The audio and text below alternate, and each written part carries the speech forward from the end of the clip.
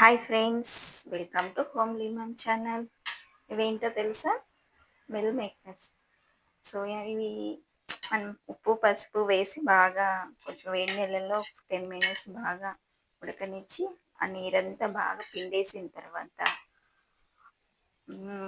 ఒక 10 మినిట్స్ బాగా ఆరబెట్టేసుకొని ఇలా పల్లి నూనె వేసి వేయించుకొని దీన్ని నేను కూరగాయ పచ్చడిలాగా నిల్వ పచ్చడిలాగా చేసుకుంటానమాట. మీకు ఈ నిల్వ పచ్చడి ఎంతమందికి తెలుసు? కామెంట్స్ రూపంలో నాకు చెప్పండి. ఇది టేస్ట్ అయితే చాలా బాగుంటుందండి. మన మటన్ చికెన్ ఇలా ఉంటుందో నాన్ వెజ్ వాళ్ళకి. ఓకే అండి, ఇంకో వేగాయి ఇలా కలర్ రావాలి. ఆల్మోస్ట్ ఇవి వేగినట్టే తీసి పక్కకు పెట్టేసుకుందాం.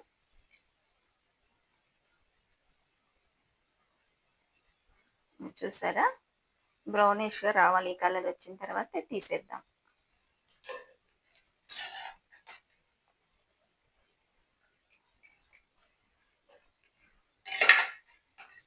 ఇవి పావు కేజీ ఉంటాయండి క్వాంటిటీ. పావు కేజీకి మీకు కారం ఎంత పడుతుంది, మసాలాలు ఎంత పడతాయో చూపిస్తాను. ఇక స్టవ్ ఆపేసి ఇట్లా తీసి పెట్టుకున్నాం కానీ పక్కకు పెట్టేసుకొని ఫస్ట్ మనం కారం తీసుకుందాం. కారం కొంచెం ఎక్కువే తీసుకోండి. మీకు వద్దనుకుంటే కొంచెం తగ్గించండి. నేనైతే స్పూన్ అయితే టేబుల్ స్పూన్ వచ్చేసి 5-6 తీసుకుంటాను. ఇలాగా ఉప్పు,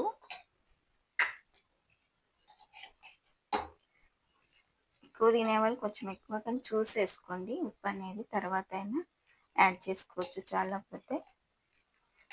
నెక్స్ట్ వచ్చేసి తెల్లగడ్డ ఇలాగా ఒలిచి పెట్టుకొని దీంట్లో వేసేసుకుందాం.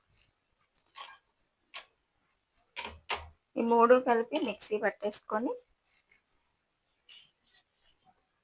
తెల్లగడ్డ కారం రెడీ చేసుకుందాం. తర్వాత కొంచెం మెంతి పొడి,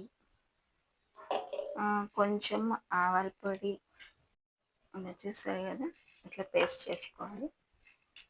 అలా ప్రిపేర్ చేసుకున్నాం కదా, కారం వేసేసుకుందాం.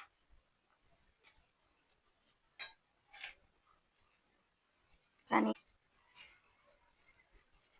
జీరా, ఆవాలు, మెంతుల పొడి రెడీ చేసుకున్నాం కదా, అది కూడా వేసేసుకుందాం. కలిపాం కదా, ఇగో నిమ్మకాయలను తీసుకొని రసం తీసి దీంట్లో కలిపేసుకోవడం అంతే. ఓకే అండి, బాయ్ బాయ్.